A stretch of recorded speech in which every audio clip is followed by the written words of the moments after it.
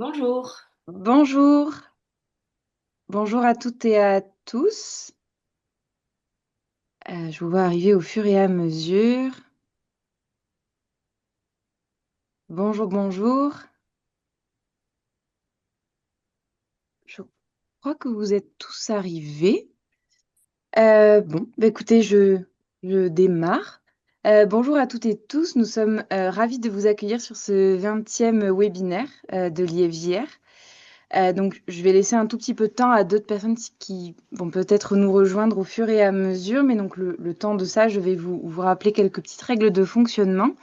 Donc, vos micros sont coupés, mais vous pouvez discuter avec nous dans le chat et poser vos questions. Vous avez le choix ou non de laisser activer votre caméra.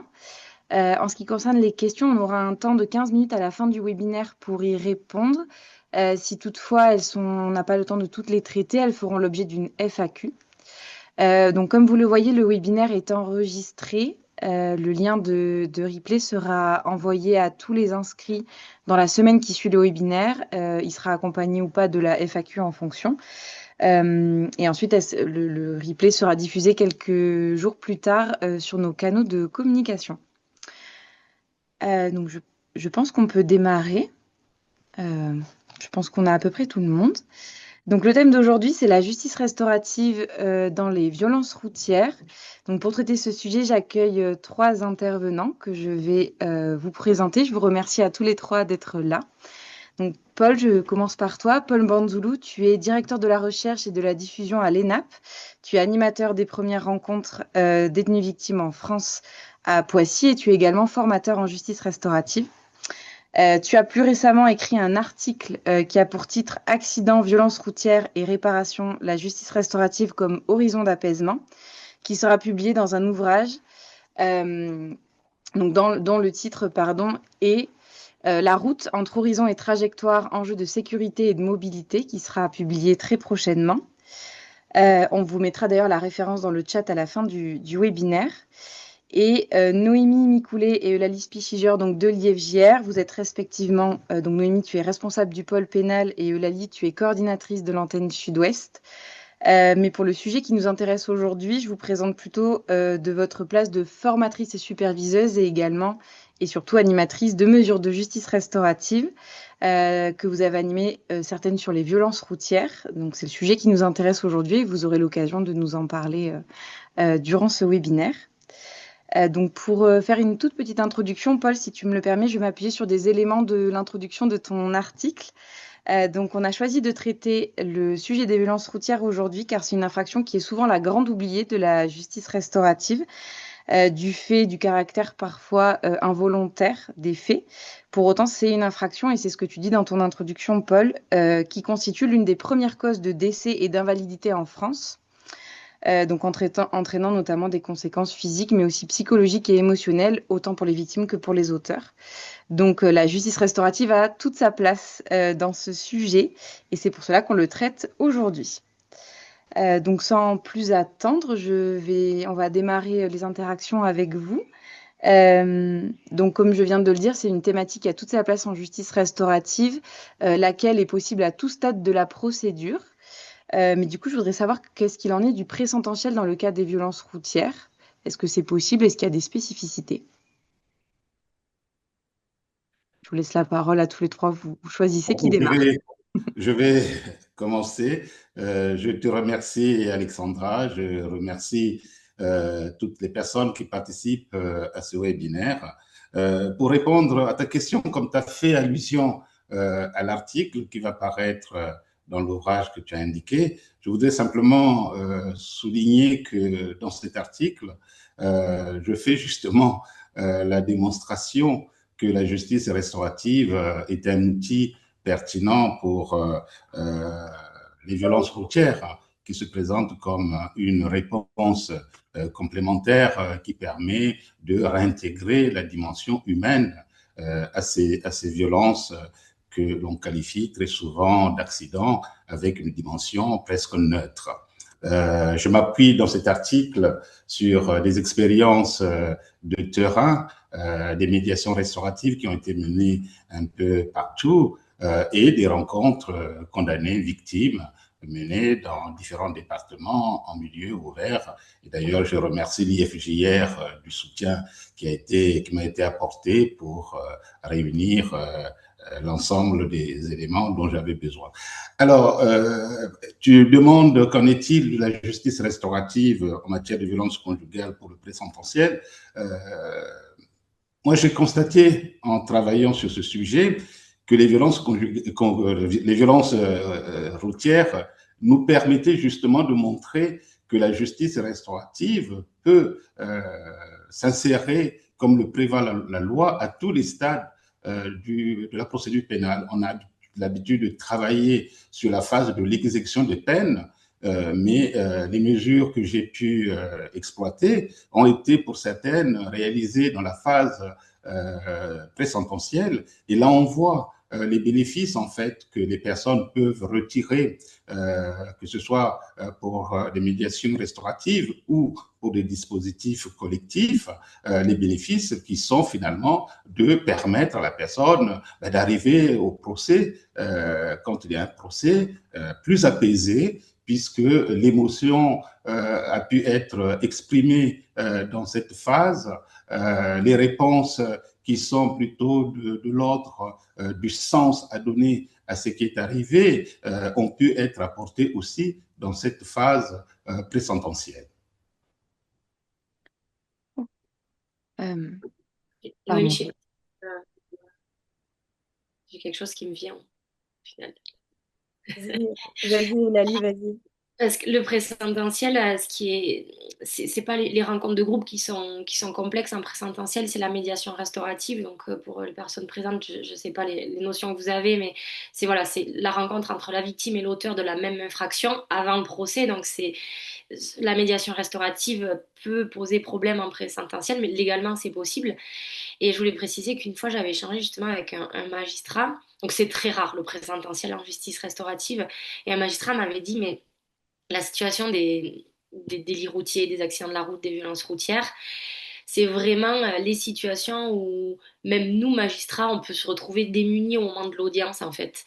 Et donc là où, ben, des fois, ben, oui, de l'inceste, des homicides en présententiel, on peut se dire aïe aïe aïe. Ce magistrat m'avait dit, ben, pour le coup, tout ce qui est violence routière, ça pourrait avoir encore plus sa place, ou en tout cas, il pourrait y avoir moins de freins à ce que ça ait sa place en présententiel, parce que il y a souvent, en fait, il n'y a pas grand enjeu au moment du procès sur les faits en eux-mêmes et sur la culpabilité, mais c'est plus se retrouver démuni avec quelqu'un qui ne voulait le côté involontaire, beaucoup de culpabilité du côté de l'auteur, et après des victimes souvent aussi qui peuvent avoir aussi beaucoup de colère et attendre beaucoup du procès, mais voilà, s'il y a des demandes en présentiel, mais peut-être que sur les situations de délit routier, peut-être que c'est moins délicat, le présentiel sur les délits routiers. Donc, ça permettrait peut-être d'ouvrir la JR en présentiel pour le coup, là où il y a encore beaucoup de freins. Et également sur la question de la temporalité, on parle du moment où il y a condamnation ou au moment où il y a encore une enquête en cours, quelle qu'elle soit. Mais aussi, ce qu'on a pu regarder, c'est que parfois, il y avait aussi des classements sans suite. Et pour autant, même si cette décision judiciaire n'amène ni l'opportunité d'un procès ou d'une audience ou d'une enquête, eh bien finalement, on se retrouve avec des personnes qui ont quand même des choses à se dire, beaucoup de culpabilité, des éléments aussi de questionnement sur, parfois ça peut être des enjeux qui peuvent être liés à vraiment qu'est-ce qui s'est passé à ce moment-là, et que le classement sans suite n'a pas permis aux personnes de pouvoir avoir des éléments de réponse sur aussi la matérialité, sur les circonstances. Et donc penser la justice restaurative en matière de violence routière, c'est y compris l'ouvrir à des endroits où même s'il n'y a pas eu forcément violence qui a été nommé comme tel par le judiciaire, la perte d'un proche ou le fait d'avoir été blessé ou avec une situation de handicap, ça suscite aussi des questionnements et même auxquels le classement sans suite ne peut pas répondre. Je Euh, voudrais ajouter un point, mais qui est général hein, à toutes les violences routières, excusez-moi, j'ai travaillé sur les violences conjugales, alors je risque de confondre à chaque fois.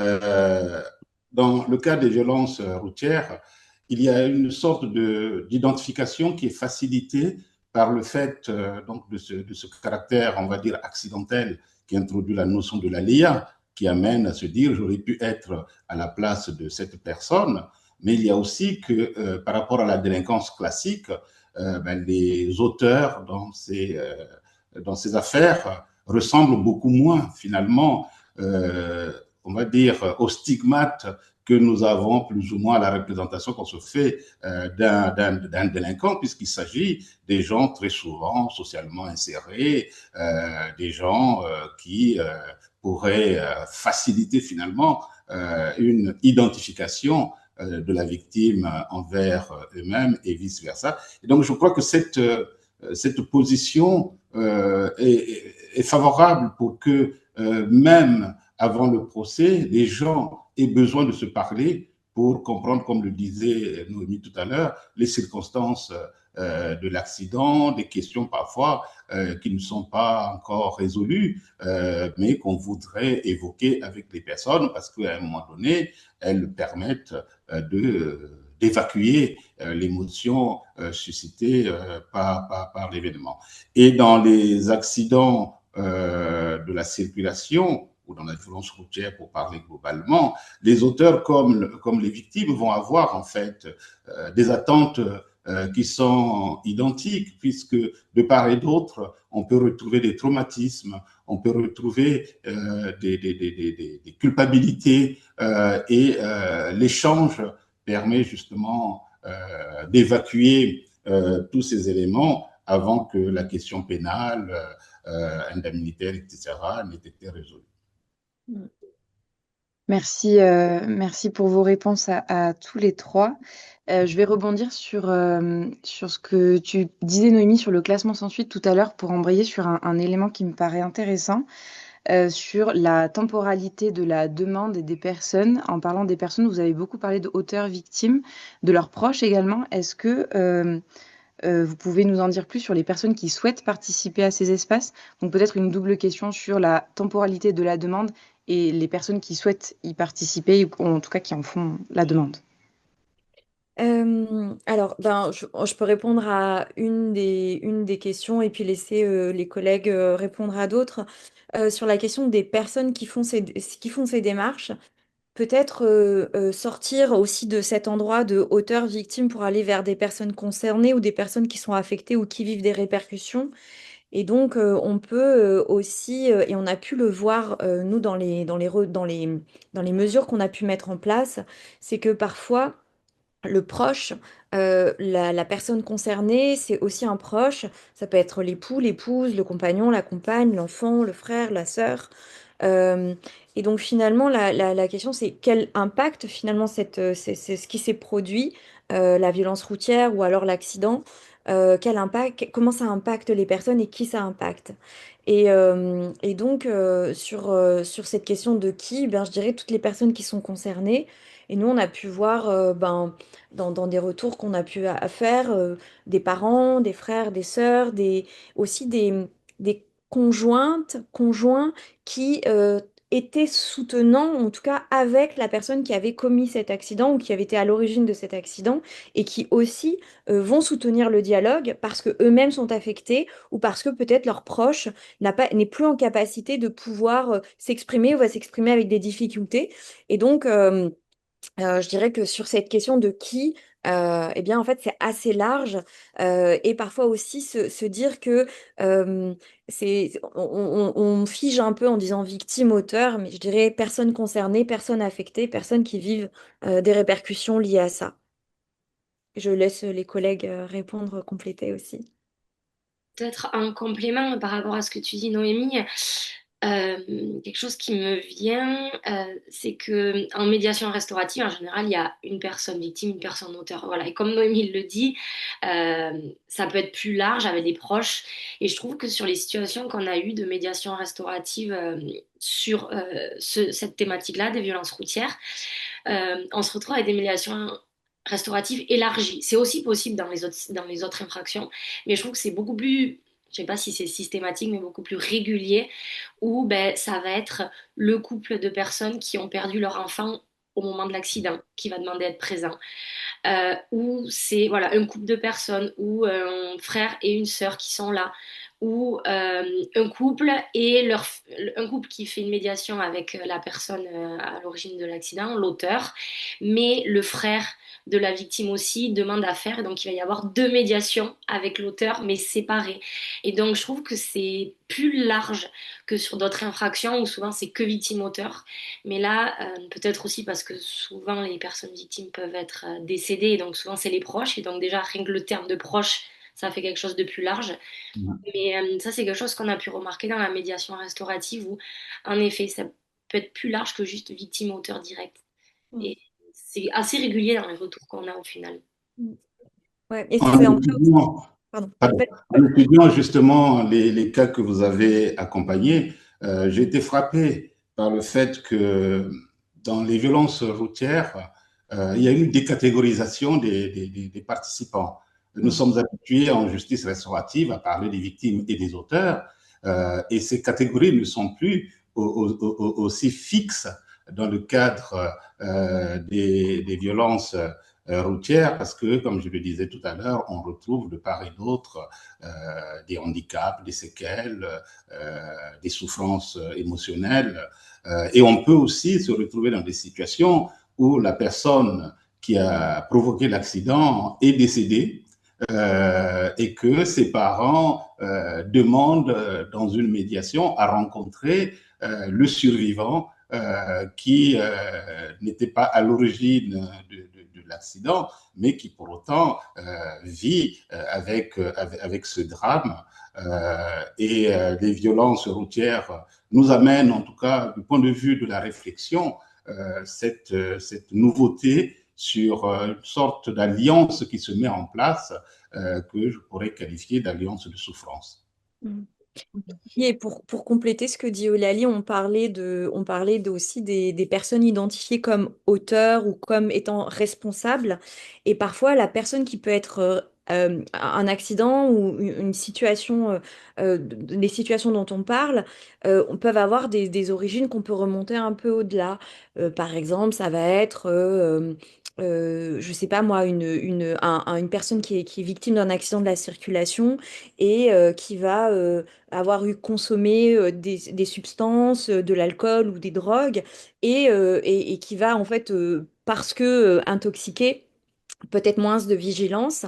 Et donc, ben, peut-être ça peut être aussi l'occasion, non pas de questionner la personne qui a causé cet accident, mais la personne qui a peut-être vendu ces produits stupéfiants, ou ça peut être aussi, si jamais la personne est mineure, ben, comment cet enfant, cet adolescent a eu accès à de l'alcool ou à des drogues. Et voilà, et donc en fait, finalement, la question de la responsabilité ou de ce que ça provoque, l'accident, la violence routière, ce qui s'est produit et la mort du proche, peut aussi, les responsabilités peuvent être sont diffuses de manière très différente. Mm. Et Et en question, Alex, pardon, t'es sur le qui participe, donc voilà, on en montre que c'est large aussi.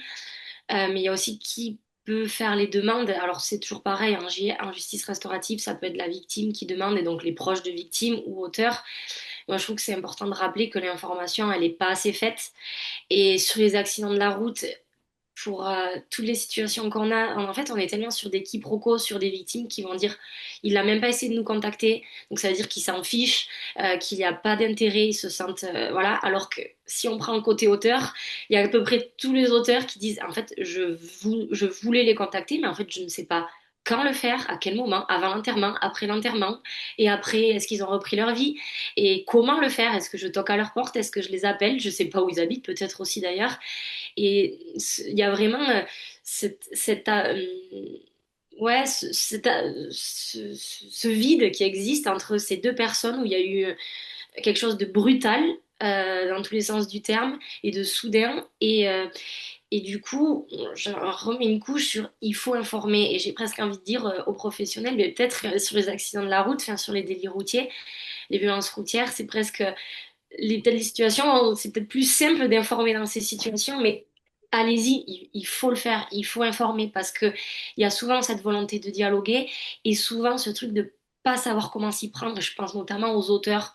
Je pense qu'il y a vraiment une grosse majorité qui ont envie d'eux, mais qui savent pas comment. Et ben, pour le coup, la JR, ça leur permet vraiment d'avoir ce cadre-là qu'ils demandent, quoi. Et côté victime, bien évidemment aussi, mais peut-être les victimes vont un peu plus s'autoriser à là où les auteurs s'autorisent un peu moins sur cette infraction-là, en tout cas. Ça me fait penser à ce que tu dis, à plusieurs éléments.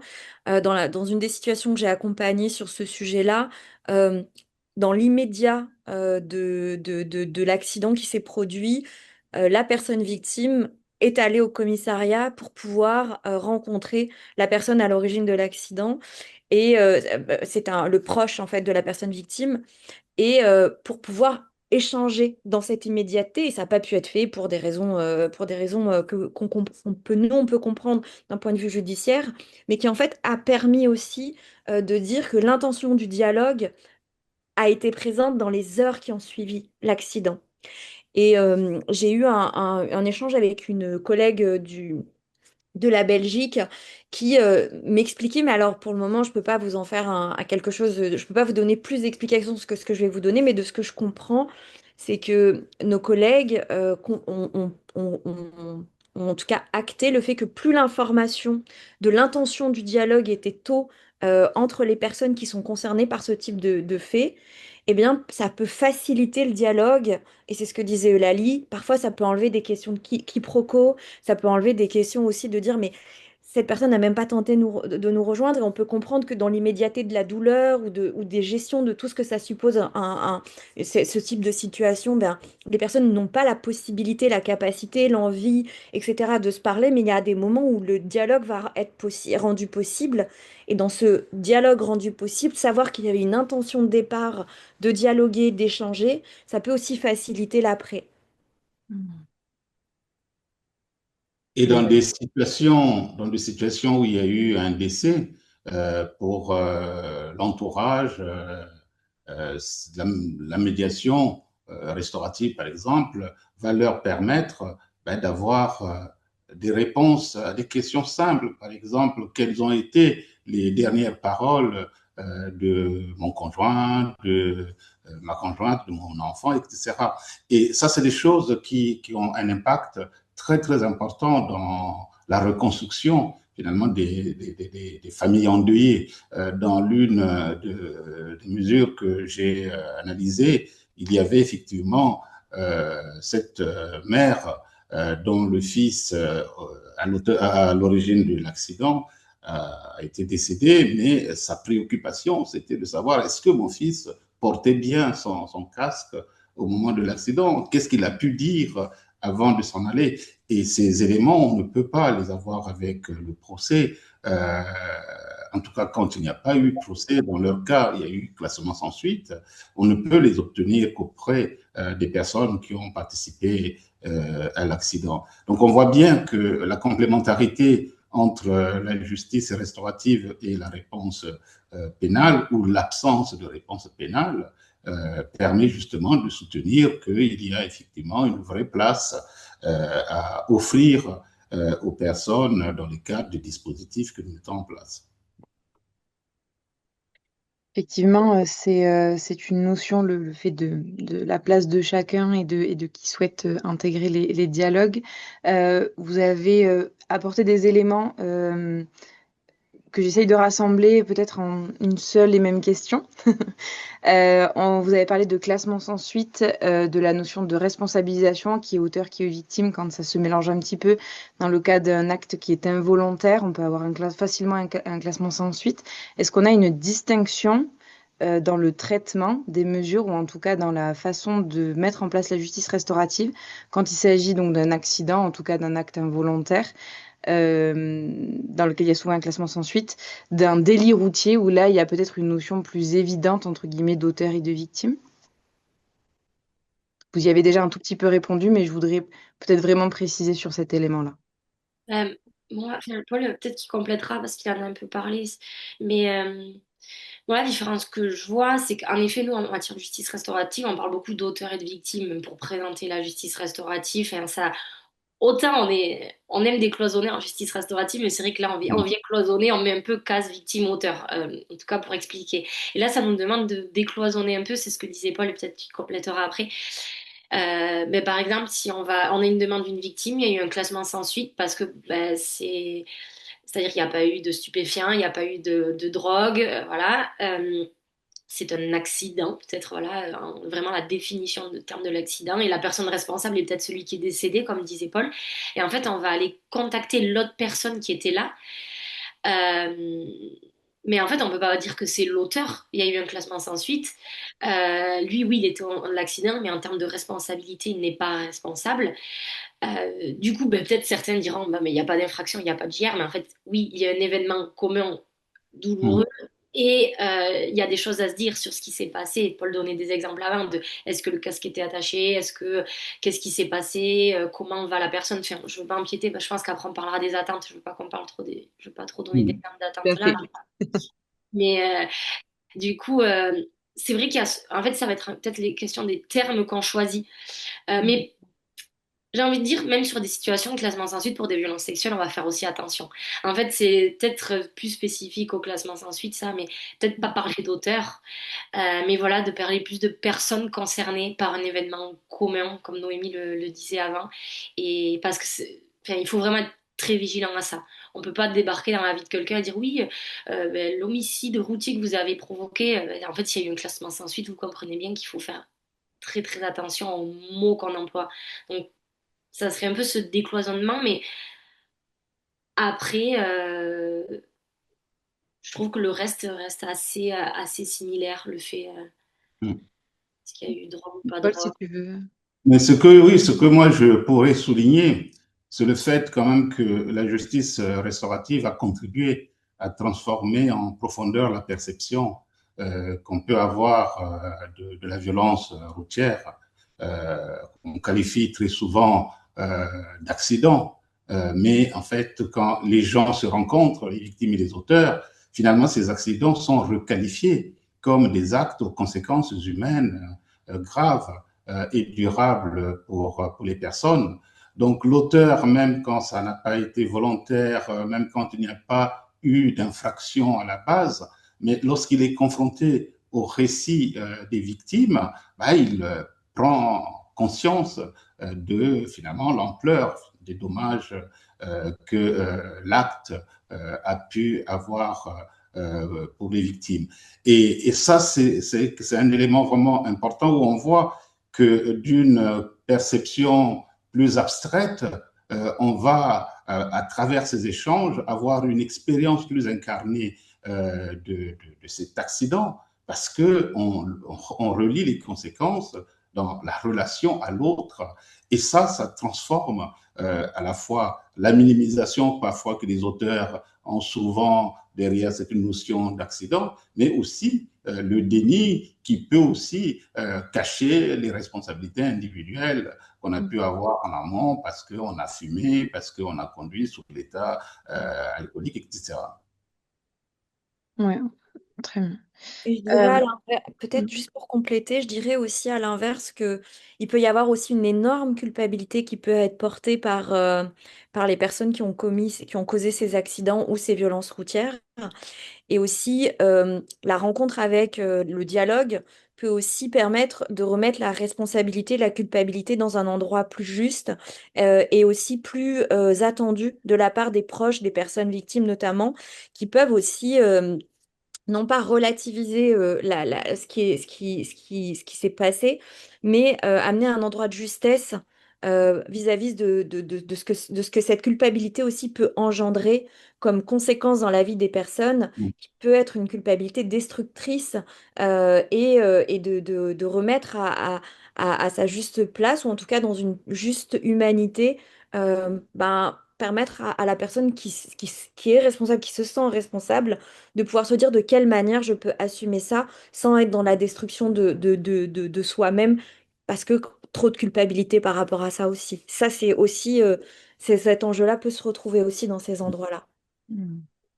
Et Oui, voilà. souvent, le procès n'offre pas d'espace propice à l'expression de cette culpabilité. Dans les dispositifs comme la médiation restaurative, par exemple, ou les dispositifs de groupe, ben, cette expression va se faire plus facilement. Et ce qui est important également dans ce que Noémie vient de dire, c'est la fonction de la parole. Finalement, tout cela se fait dans le cadre du dialogue, et donc la parole va avoir un rôle qui va au-delà de sa fonction expressive. La parole va permettre la reconstruction des personnes, va permettre aux gens la restauration de leur dignité. Et la parole va permettre justement d'atténuer le sentiment d'injustice vécu par les uns comme par les autres. Et j'aimerais rajouter un point que tu as soulevé, Paul, sur la question de la fonction de la parole dans le procès. Mais quand il y a procès, c'est un exemple que je dis souvent, mais à la fin, c'est la personne qui est accusée qui a le dernier mot. Si cette personne s'excuse, demande pardon, a une parole envers les personnes victimes, ça peut être souvent interprété comme étant un moment où la personne voudrait que sa peine soit atténuée parce que cette fonction de je suis désolée, je prends la responsabilité. Et à l'inverse, si la personne se dit mais je peux pas demander pardon, je peux pas faire ça parce que ça peut être pensé autrement, eh bien les personnes victimes et certaines personnes peuvent dire et en plus cet accusé n'a pas eu un mot pour les victimes. Voilà, et donc c'est aussi de rappeler que la fonction de la parole dans un procès n'est pas forcément, n'est pas très, très, très, très différent de ce que permettent les espaces de justice restaurative. Et les dimensions enfin, les dimensions judiciaires viennent aussi percuter ce que les personnes pourraient, veulent pouvoir se dire et entendre. Voilà. Oui, vous avez un tout petit peu empiété sur la question suivante qui était effectivement la question des attentes. Vous en avez beaucoup parlé. Je vais peut-être l'axer sur la question des bénéfices. Est-ce que vous, de votre expérience, ou en tout cas des retours que vous en avez eus par rapport aux attentes qui étaient celles des personnes, vous pouvez bien évidemment en parler un tout petit peu, mais je pense que vous avez quand même bien avancé sur le sujet. Qu'en est-il des bénéfices de ces personnes qui participent à ces espaces de dialogue-là? Est-ce qu'on retrouve les mêmes bénéfices que pour les autres infractions? Est-ce qu'il y a des choses qui sont un peu plus spécifiques? Il y a des choses communes qu'on retrouve sur des exemples avant de questions très précises de qu'est-ce qui s'est passé, qu'est-ce qui a pu être dit, vraiment des choses très précises. Et ce qu'on a en discutant avec Noémie sur nos expériences qu'on a vues, on a vu quelque chose peut-être qu'on retrouve pas toujours dans d'autres situations, mais des victimes notamment qui veulent savoir comment va l'auteur. Dans l'idée de, il y a une vie qui a été détruite, mais est-ce que la sienne, même s'il peut y avoir des fois en vouloir à l'autre, mais de savoir comment va l'autre et se dire qu'il n'y a pas d'autres vies détruites derrière, et un peu une forme du coup derrière un bénéfice en cascade d'autorisation à vivre ou d'autorisation de s'autoriser des belles choses pour la continuité de la vie de l'auteur. Je ne sais pas si c'est clair, mais ce côté-là, ouais, des victimes qu'on retrouve plus particulièrement sur les violences routières, moins sur d'autres infractions. Mm. Oui, en tout cas, nous, on a pu voir, ou en tout cas, eu la chance de pouvoir accompagner aussi, c'est des personnes qui veulent pas que la vie s'arrête, que d'autres vies s'arrêtent après celle qui s'est arrêtée. Et où il y a vraiment aussi un désir un désir de vie, un désir de pas continuer la perte, que voilà, que ce qui s'est produit, c'est là, mais de cesser cet endroit-là de fin de vie, d'arrêt. Hmm. Et Paul, dans les retours que tu as étudiés pour ton article, est-ce qu'il y a des choses qui ont retenu particulièrement ton attention? Oui, ce qui a été dit, effectivement, je le retrouve dans les dossiers que j'ai euh, explorés, en tout cas dans les rapports de clôture de session, dans les entretiens que j'ai pu avoir. Euh, les bénéfices, alors dans mon article s'intitule Accidents, violences routières et réparation. En fait, la notion de réparation ici renvoie surtout à la réparation symbolique. Et je pense que c'est le bénéfice le plus visible que les gens obtiennent dans ces dispositifs-là, la réparation symbolique et le fait d'être reconnu par l'autre dans sa souffrance, dans son humanité. La réparation symbolique, c'est la restauration finalement du lien social on a pu dialoguer. La réparation symbolique, c'est finalement tout ce processus qui va amener un effet transformateur chez l'auteur, qui va finalement progressivement accéder à l'empathie et à la prise de conscience des dommages qui ont été produits. Parce que nos dispositifs, en tout cas la justice restaurative, de manière générale, met en place un processus intime au cours duquel l'auteur va progressivement être confronté aux dommages causés et progressivement va se rendre compte de son implication dans la survenance des dommages. Et autour de ces échanges, il y a des réparations qui se font. Tout à l'heure, je parlais de la victime qui, par la parole, va retrouver de la dignité, va se réparer symboliquement de cette manière-là, avec l'atténuation de ce sentiment d'injustice qui, très souvent, produit des souffrances énormes chez des personnes qui en sont porteurs parce que l'institution n'a peut-être pas apporté toutes les réponses aux questions qu'elle se posait. Et là, la justice restaurative vient en complément pour ouvrir des espaces où ces réponses peuvent être trouvées. Donc, le bénéfice est, d'un point de vue général, et de l'ordre de la réparation symbolique.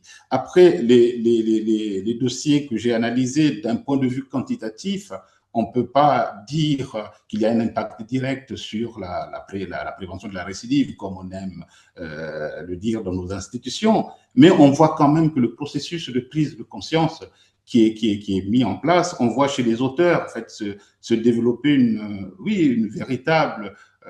un véritable positionnement éthique en fait sur leur propre comportement. Tout ça, à mon avis, n'est pas anodin dans le repositionnement de l'individu par rapport à son comportement routier, par rapport à la société, par rapport aux victimes. Et si je peux compléter, Alexandra, ça me fait penser aussi la question des bénéfices. Aussi, le deuil, ça peut participer à avancer dans le deuil aussi, souvent sur des personnes, enfin voilà, des familles qui sont endeuillées. Après, on a pu voir, une fois de plus, la justice restaurative, c'est pas pour tout le monde ou pas toujours au même moment aussi. Et dans la colère, dans le deuil, on sait qu'il y a la colère aussi, et on a pu avoir des personnes victimes, ou des fois sur des couples ou des parents séparés, où l'un était prêt et l'autre parent énormément en colère, c'était juste inenvisageable. Donc voilà, après ça questionne aussi quelle est la temporalité de chacun, et peut-être que certains ça sera jamais cette temporalité-là, où il faudrait plusieurs vies pour que cette colère s'apaise aussi dans le deuil, mais donc c'est pas pour tout le monde, mais rappeler aussi que c'est quelque chose d'individuel, parce que moi j'ai un exemple de situation où ben, il y a eu un accident, les personnes victimes n'étaient pas décédées mais avec de graves séquelles, et ben, une des victimes était partante, mais c'était par exemple un proche qui dissuadait, parce que lui, il devait faire c'était le fils, et lui en fait il devait faire d'une certaine manière le deuil de ses parents qui avaient voilà, énormément de répercussions physiques, psychologiques. Donc pour lui, il y avait aussi un deuil et beaucoup de colère. Et en fait, c'était cet enfant qui dissuadait les parents de participer, alors que c'était les parents qui étaient principalement concernés. Moi, je trouve que ça questionne ça aussi, les attentes, les bénéfices, rappeler que c'est des choses très individuelles, et que chaque personne est différente, que c'est pas pour tout le monde, pas au même moment, mais on n'est pas là pour passer à la place des gens et laisser les gens décider pour eux-mêmes. Ça me fait penser. Peut-être, si vous permettez, par rapport à ce que vient de dire Eulalie, je vais ajouter la flexibilité de nos dispositifs. Et ça, en fait, pour les violences routières, on voit bien comment la flexibilité de la JR va s'adapter à des situations individuelles. Eulalie, dans une des situations que j'ai pu analyser, où justement les personnes avaient envie de se parler, mais pour différentes pressions, en raison de différentes pressions, ben, la modalité qu'elles ont choisie in fine, ben, c'est l'échange épistolaire. Et par le courrier, finalement, la rencontre a pu se faire de ce point de vue-là. En tout cas, les personnes ont pu obtenir des réponses aux questions qu'elles se posaient. Donc, le dispositif s'adapte aussi de manière plus flexible aux situations individuelles. Et je me rappelle aussi dans des situations où une victime, l'auteur de l'accident d'ailleurs, ne pouvant pas, pour des raisons de séquelles physiques, participer à l'échange, ben, son épouse, qui était présente au moment de l'accident, a proposé que ce soit elle qui mène cet échange, cette médiation restaurative, en présence de son mari qui était physiquement euh, handicapé. Donc on voit bien que, en fonction des situations, les dispositifs peuvent s'adapter. Mm. Et je voudrais compléter aussi parce que ce que dit Eulalie et Paul, c'est une question en effet, de flexibilité, d'adaptabilité. Il y a aussi la question du temps. Et moi, ce que j'ai pu voir, en tout cas, dans un des accompagnements que j'ai pu mener sur ce sujet-là, c'était aussi la date à laquelle le décès avait eu lieu, était un endroit qui prenait vraiment beaucoup d'espace et c'était OK, hein, il n'y avait pas de souci avec ça, mais c'est que aussi, c'est ça l'intérêt de ces espaces restauratifs, c'est que on n'impose pas aux personnes le moment où le dialogue doit avoir lieu, ou comme on pourrait par exemple le faire à l'occasion d'un procès, le procès ne peut pas tenir compte des dates anniversaires de quand ça s'est produit.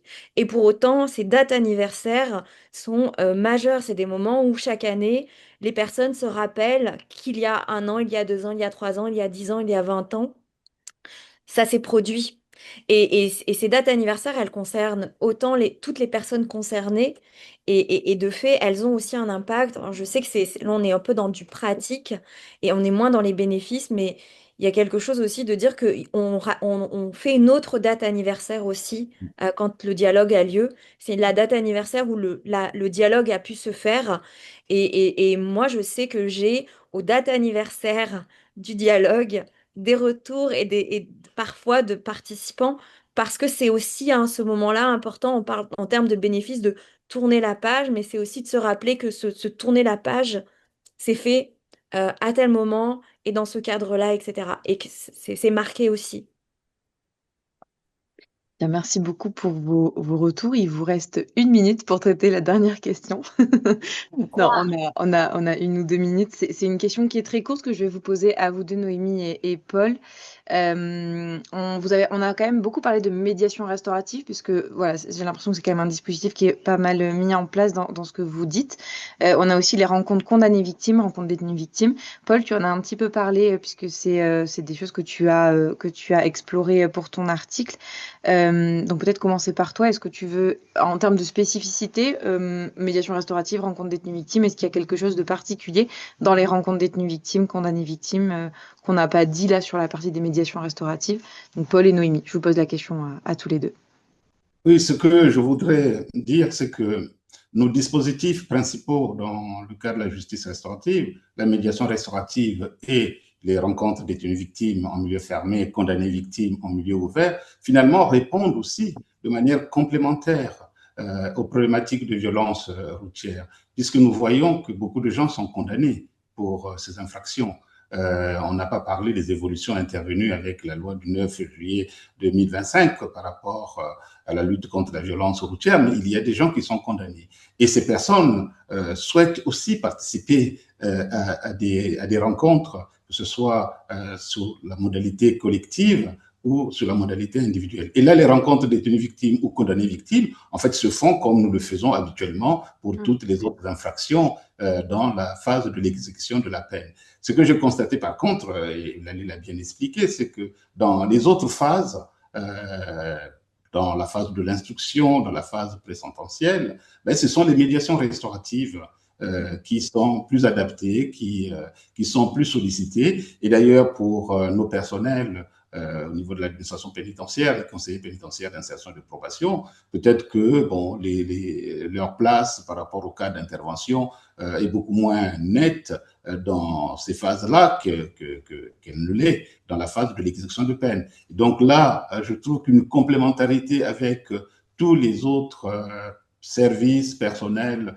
qui s'engagent dans la JR se fait naturellement dans le cas des violences routières entre la phase avant poursuite, la phase présententielle et l'exécution de peine.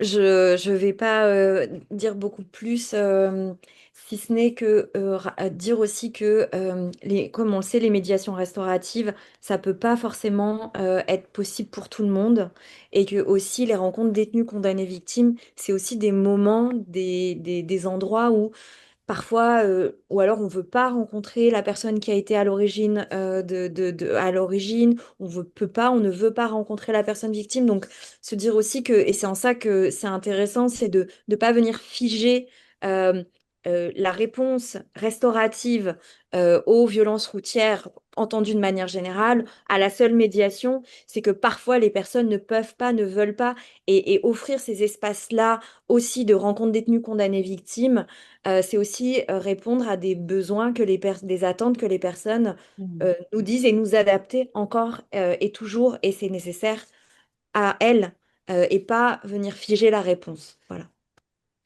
Écoutez, je vous remercie à tous les trois pour vos interventions vraiment très intéressantes sur un sujet sur lequel il y a beaucoup à dire.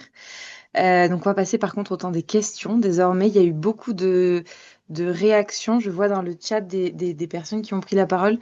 Peut-être je vais récolter que quelques questions sur toutes.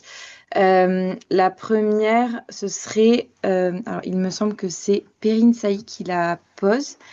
Auprès de qui on formalise l'envie de rentrer en contact? La gendarmerie, la police sont-ils informés de cette possibilité? Comment est diffusée cette information? Donc il y a un peu la notion d'information, la liste que tu as beaucoup émise tout à l'heure. Voilà. Qui souhaite prendre la parole sur cette question? Je peux si vous voulez. Il y a plusieurs questions. Tu me dis, Alex, si j'oublie une partie de la Oui. question.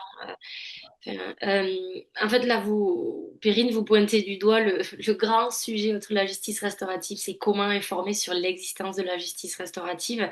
Donc, à l'heure actuelle, ben, ça va plus être le service pénitentiaire d'insertion et de probation qui va informer côté auteur et les associations d'aide aux victimes qui vont informer côté victime.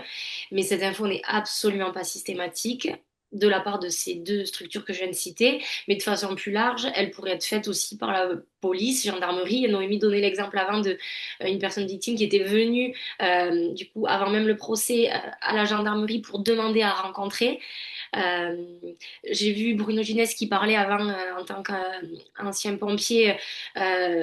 Les pompiers qui sont sur les accidents, alors c'est sûr que c'est pas au moment où on va incarcérer les personnes et qu'on va leur parler de JR, bien sûr, mais il peut y avoir, moi je pense que même si les pompiers aussi étaient sensibilisés, mais peut-être qu'ils pourraient y penser si des fois il y a des liens voilà, donc ça peut être beaucoup plus large que le SPIP, aide aux victimes, ça peut être, je crois que j'ai vu passer la question des avocats, donc en fait, qui doit donner? En fait, il y a un droit à l'information, on le rappelle. Donc, c'est un devoir pour les professionnels. Donc, ça devrait être donné de façon très, très large. À l'heure actuelle, c'est quand même plus le SPIP et l'aide aux victimes. Et je sais plus la suite de la question. Je pense pas que j'ai répondu à tout. Alors, je peux te la redonner. Donc, auprès de qui Ah oui, non. formalise-t-on l'envie de rentrer en contact? Donc là, tu t'y as un petit peu répondu. Et sont-ils informés de cette possibilité aussi? Comment est diffusée cette information? Oui, bon, Peut-être cette partie-là. Après, auprès de qui formalise-t-on l'envie de rentrer en contact? mais en fait, l'idée après, c'est que le professionnel qui va informer, que ce soit le speed l'aide aux victimes, l'avocat, de façon plus large, en fait, après, il faut savoir vers qui orienter. Donc, soit on a notion de qui est le groupe de travail justice restaurative de son département, et dans ce cas-là, on oriente directement vers eux. Sinon, il faut pas hésiter à. Nous, on reçoit au niveau national l'IFJR, on a un visu sur ce qui se fait partout. Et du coup, orienter vers l'IFJR, et nous, après, on renvoie vers les groupes de travail qui sont départementaux en général. Mm. Et en sachant aussi, et ça c'est important à dire, c'est que l'article 10-1 du Code de procédure pénale le dit, c'est à tous les stades de la procédure pour tout type d'infraction, y compris lorsqu'il y a eu classement sans suite, les personnes peuvent bénéficier d'une mesure de justice restaurative.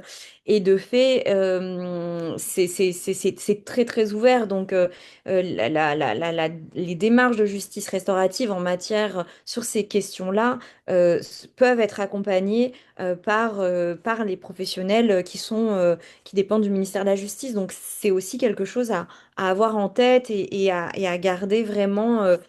Ça fait partie des possibilités. les associations d'aide aux victimes aussi, hein, Tout à fait.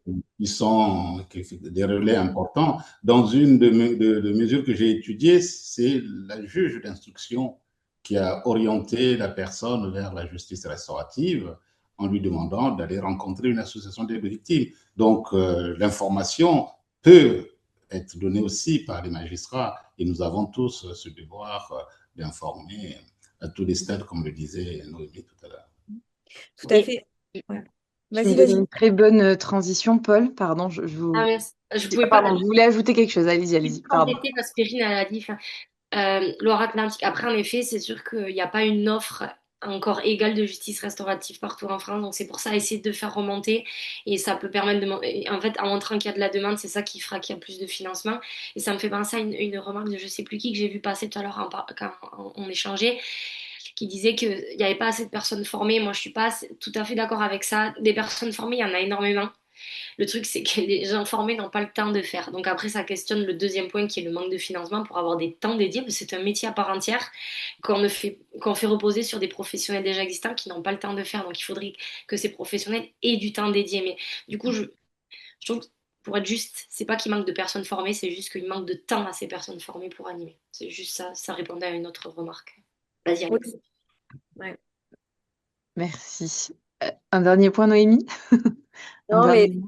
ça fait penser aussi cette question d'absence dans certains territoires, c'est que de manière générale, les processus de justice restaurative peuvent se déployer sur tout un tas de situations infractionnelles, etc.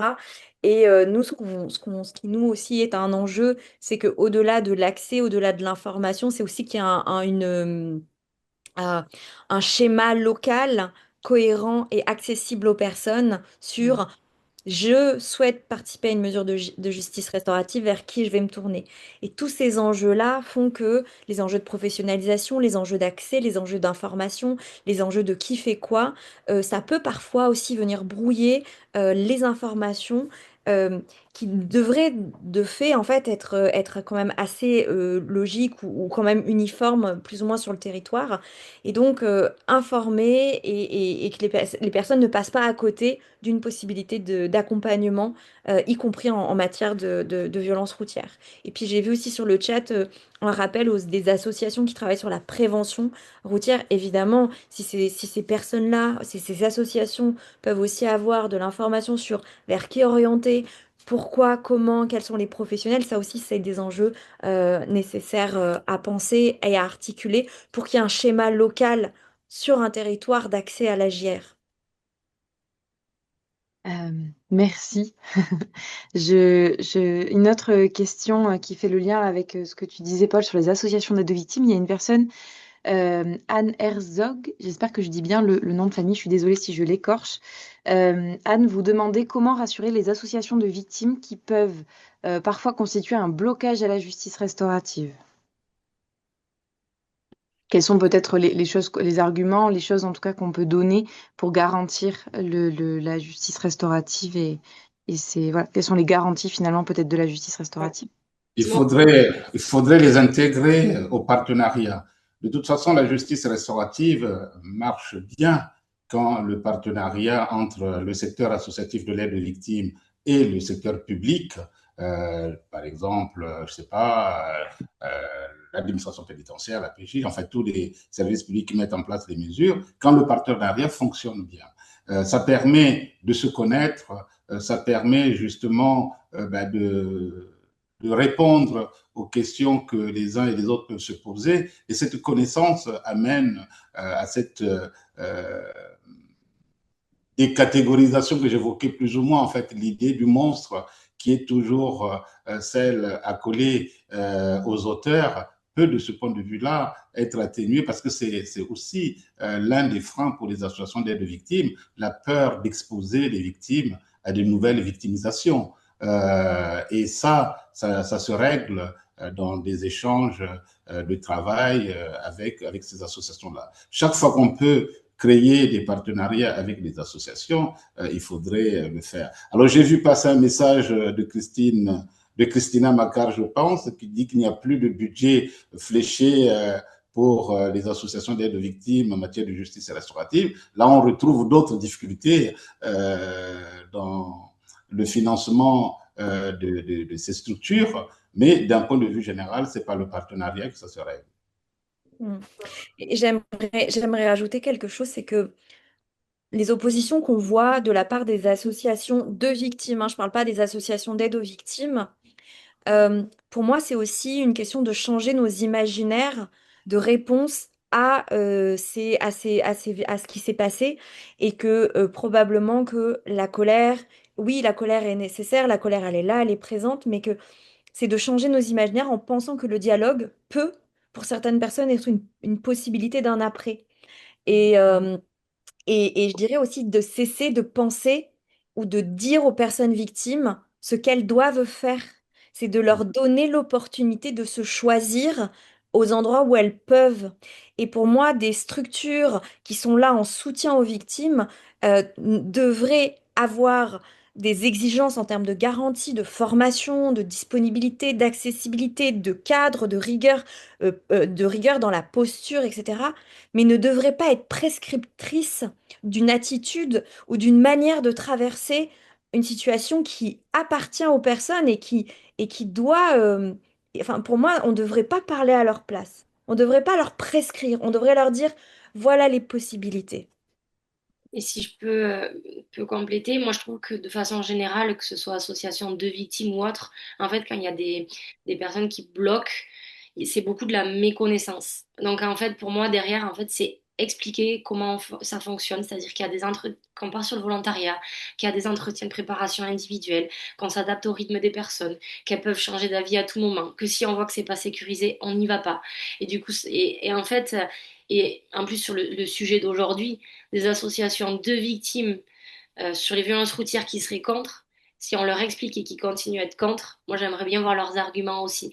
Donc après, il y a d'autres sujets peut-être qui peuvent être plus délicats, questionner l'emprise et tout, mais c'est pas le sujet d'aujourd'hui. Mais vraiment, souvent, c'est la méconnaissance qui est liée à ces blocages. Donc ça demande des sensibilisations derrière. Pour moi, ça serait ça une forme de solution. Et ça me fait penser à une autre question, pardon, j'en profite, que je trouvais très intéressante de Cécile, je crois, je ne sais plus le Oui, nom. c'est Ah, celle que vas-y. j'allais vous poser en dernier, puisque nous n'avons la place que pour une dernière question et après on va libérer tout le monde.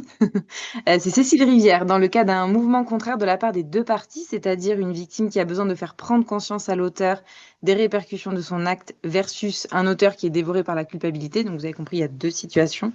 Comment accompagner cette situation pour éviter une escalade, pardon, du mal-être de l'auteur? Mais j'en profite, bah, j'allais enchaîner dessus. En fait, après, c'est nos méthodes de préparation où nous, on va imaginer ce qu'il va pouvoir se dire, quelles sont les limites de chacun. Et cet auteur qui s'en veut beaucoup, qu'est-ce qui pourrait venir chercher d'autre, même si la victime veut lui faire prendre conscience, mais peut-être qu'il a déjà conscience en fait. Et en fait, ce que va lui dire la victime, ça va pas plus lui mettre la tête sous l'eau, et il va avoir les ressources pour faire face à ça, et pourtant il va pouvoir venir chercher d'autres choses qui vont lui permettre de sortir la tête sous l'eau. Par contre, en effet, si je caricature par rapport à votre question, c'est la victime, elle veut juste lui dire c'est atroce, t'as pourri ma vie. Et lui, il dit mais je m'en veux énormément. Et si elle me dit que j'ai détruit leur vie à toute la famille, ben, ça va être pire. En fait, si on en arrive là en prenant le temps de préparer, ben, on dirait ce n'est pas sécurisé pour qu'il y ait échange. Mais souvent, c'est beaucoup plus nuancé des deux côtés et du coup, ça permet qu'il y ait échange. Mais on s'assurerait, en effet, on s'assure de la sécurité des victimes mais aussi des auteurs. Et donc, votre exemple, je trouve très intéressant votre question. En fait, c'est la préparation et s'assurer de la sécurité des personnes, de leurs ressources. Et ça pourrait potentiellement être possible du coup. Ouais, Cécile, je ne sais pas si ça répond à votre question. En tous les cas, il est 13h30. Je n'ai plus qu'à tous et toutes vous remercier pour votre présence. Eulalie, pardon. Préciser qu'on va faire une FAQ pour ceux qui n'ont Oui, pas eu le temps de répondre aux questions. tout à fait. Pour les questions qui restent, et je vois que ça arrive encore, il y aura une FAQ. Pour votre information, il y aura 3 autres webinaires cette année, donc la communication va partir très prochainement. On vous met également les références de l'article de Paul et de l'ouvrage dont on a parlé aujourd'hui. Je vous le mets tout de suite dans le chat. Si jamais il y a d'autres questions, n'hésitez pas à les poser. Je les récolte pour faire la FAQ et puis elle sera publiée courant de la semaine prochaine. Voilà, je vous remercie tous et toutes et un bon appétit à ceux qui n'ont pas mangé, une belle après-midi, une bonne fin de semaine. Merci beaucoup Merci. tout le monde. Merci tout le monde. Merci, au revoir. Merci. Merci. Bon long week-end, oui.